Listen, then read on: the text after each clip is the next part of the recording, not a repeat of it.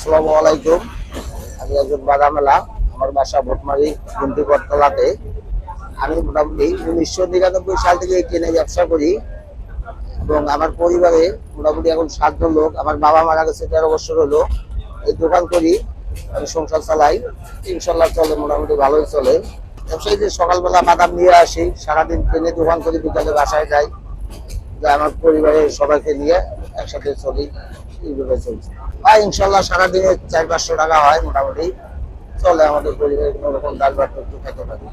এর পাশাপাশি আমি বিকেল বেলায় একটু কাঁচামালের ব্যবসা করি এবং গালামালের দোকান করি। মোটামুটি সারাদিনে মনে করেন 500-700 টাকা আয় হয় আমার। আমার পরিবারে বর্তমান খাওয়াই হলো 7 জন। আমার 2 ভাই, আমার 3 ছেলে মেয়ে, মা এবং আমার ভাই। হ্যাঁ, অনেক উপকার করছে মানুষের। আমি সেবা বলতে আমি 1999 সাল থেকে ব্যবসা করি এবং মানুষের সেবায় নিয়োজিত। এবং অনেক ট্রেনে দেখা যায় অনেক বাচ্চা কাচ্চা থাকে, তাদের টাকা পয়সা থাকে না, আমার দেখিয়া মনটা চায় এবং তাকে আমি 1 প্যাকেট 2 প্যাকেট দিয়ে দিই খাওয়ার জন্য। কারণ ওদের টাকা থাকলে তো কিনে খেতে, টাকা নাই, আমার কষ্ট হলে তারপর আমি ওদেরকে 1 প্যাকেট দিয়ে দিই খাওয়ার জন্য, যাতে ওর বাচ্চা কাচ্চা হলে আমার বাচ্চা দিলে তো চাইতো কেমন লাগতো। এই জন্য আমি টাকা ছাড়াই ওদেরকে দিয়ে দিই।